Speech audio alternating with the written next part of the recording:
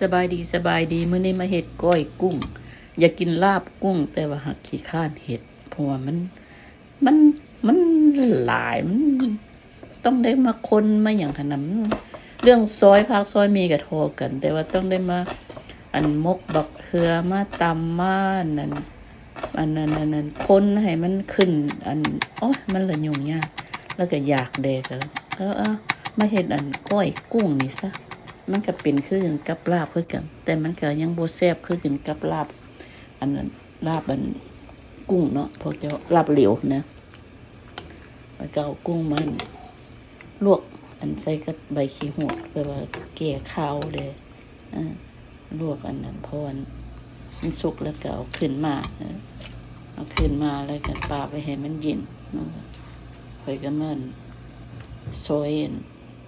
ผักหอมผักแห้งอากาศมื้อนี้ดีอยู่บ้านข่อยอันนั้นอยู่ต่างรัฐเท็กซัสนี่โมเซียวข่อยนี่เป็นจังไดน้อฮู้ทางกันเฮ็ดอยู่ให้กินในบ้านเนาะบ่ต้องออกไปนอกบ้านให้มันยุ่งยากข่อยก็มักได้นะคะอากาศเย็นๆแล้วก็เฮ็ดกินอยู่นี่แหละอันนี้อากาศดีอากาศบ่ดีก็ได้ไปเฮ็ดกินอยู่นี่แหละอันนี้ก็ได้ได้ชมวิวอันนั้นทิวทัศน์หลังบ้านอากาศดีอันมาซอยผักซอยมีหยังก็ซอยเบิดนี่แหละใส่บักทั่วนำบ่มีบักปีพวกเจ้าอันนั้นก้อยกุ้งก็บ่เคยใส่บักปีเนาะถ้าใส่มันก็สิแซ่บนะครับบ่มีใส่แนวคือใส่ลาบนี่แหละใส่ก้อยนี่แหละเนาะสิเป็นกุ้งสิเป็นปลาสิเป็นหยังมันสิเป็นซีนเป็นหยังเขาก็ใส่แต่บักทั่วนี่ก็ได้ก็ละมักผักหลายๆอันนั้นบ่มีหอมเกี่ยวมีแต่หอมแผ่วค่อยก็มาซอยกุ้งมันตอนน้อยๆถ้ามันตอนใหญ่หลายมันก็สิกินยากเนาะก็เลยมาเฮ็ดตอนน้อยๆได้แต่ซอยนี่แต่ละมื้อก็ห่างอยู่ห่างกินนี่แหละห่างไว้เทื่อเดียวแล้วก็คุ้มเบิดมื้อนี่แหละพวกเจ้าแนวเฮามักเนาะจักสิเฮ็ดหยังค่ะบ่เฮ็ดกินก็ได้เพราะว่าเฮาก็อยากเด้เฮาก็หิวเด้มันก็ต้องได้เฮ็ดถ้าเฮ็ดมันก็ต้องได้เฮ็ดเพื่อเบิดทุกคนเลยเนาะมันสิไปเฮ็ดแต่ให้เจ้าของกินมันก็สิคือเนาะแนวว่าอยู่กันนั้น 3-4 คนมันก็ได้เฮ็ดเบิดมันก็ได้เฮ็ดเพื่อทุกคนนั่นแหละอันนั้นสิมากินแต่โตคนเดียวมันก็สิบ่คือเลยถ้าเฮ็ดว่าใดก็เพื่อเพไปเบิดกุ้งก็ประมาณ2 เผาเพิ่นสิเฮ็ดมื้อนี้ก็ได้เฮ็ดไปแล้วก็ใส่บักเผ็ดก็ย่านแต่ว่ามันสิบ่เผ็ดเนาะก็อยากเฮ็ดให้มันแบบเผ็ดส้มๆหั่นนะอันนี้ก็มักอันหยังก็กอกน้ำเว้าแล้วข่อยก็หาคนสิมาคิดออกข่อยฮอดบ่ได้ไปเดทไม่กินซ้ำมื้อสิไปเดทไม่กินก่อนเพราะว่าจงก้อยกุ้งไว้หน่อยนึง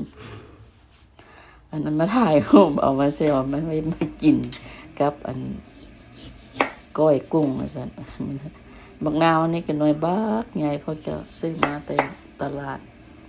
อันใส่เบิดหน่วยนั่นก็ยังบ่สมพอแก้วบักนาวอันนี้ก็ได้บักนาวอเมริกานี่ก็ได้ได้กินแต่ผักกาดหันได้กินอยู่อันบัดไปลืมมันอันใบบักกอกน้ำแมวเทียนมันเข้ากันแท้ๆนะ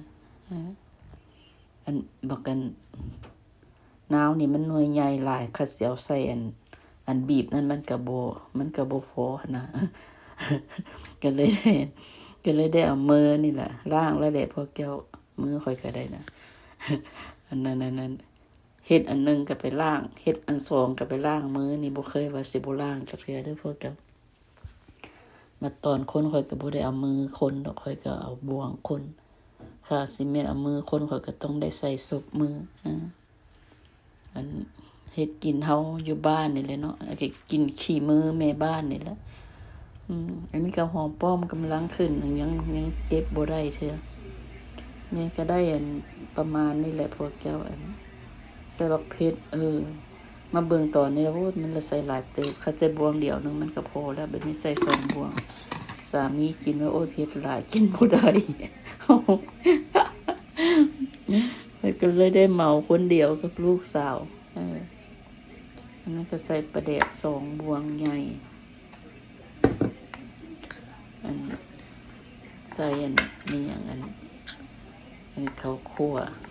ขาดบ่ได้ข้าวคั่วนี่เนาะ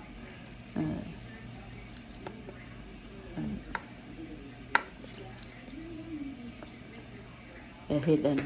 แบบนี้ละเนาะพวกเจ้าลาบกล้วยสิใส่หยังสิใส่หยังเด้อเอาแล้วก็ลืมใส่แป้งนัวพวกเจ้าไปลืมใส่แป้งนัวค่อยมาซีเบิ่งมันก็นั่นอยู่มันก็แซ่บอยู่แต่ว่ามันหักคือว่าบ่คักกันนะเนาะคันมันบ่มีแป้งนัวคนไปคนมาก็เอาม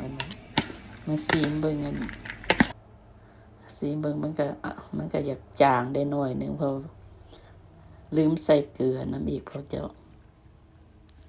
เลยมันเอาน้ำปลาเติมใส่อีกอันซีเบิ่ง มันยังบ่แซ่บอย่าเอามันเอาบักนาวมาใส่อีกต้องให้อยากออกมันส้มๆเผ็ดๆเค็มๆแล้วก็นั่นเอาบักนาวใส่แล้วก็มานี่มาเอาแป้งนัวใส่ได้เพราะว่าคิดออกบ่ได้ใส่แป้งนัวเถอะก็เลยเอาแป้งนัวมาใส่ให้หน่อยนึงเพื่อให้มันแล้วก็คือว่ารสชาติก็คือว่าเปลี่ยนไปเนาะพวกเจ้าอันนั้นยังบักเผ็ดแดงใส่อีกซั่นแม่นก็ยังเผ็ดบ่พอ ยังเผ็ดบ่พอต้องเอาบักเผ็ดมาใส่อีกบัดสามีมากินโอ้เผ็ดโหดโอ้ค่อยละตายค่อยได้กินคนเดียวบัดนี้ ก็ยาแหละอันนั้นกินกับลูกก็ได้ก็ประมาณนี้แหละเด้อพวกเจ้าออกมาก็เป็นอย่างนี้แหละกินกับมะเขือเด้อ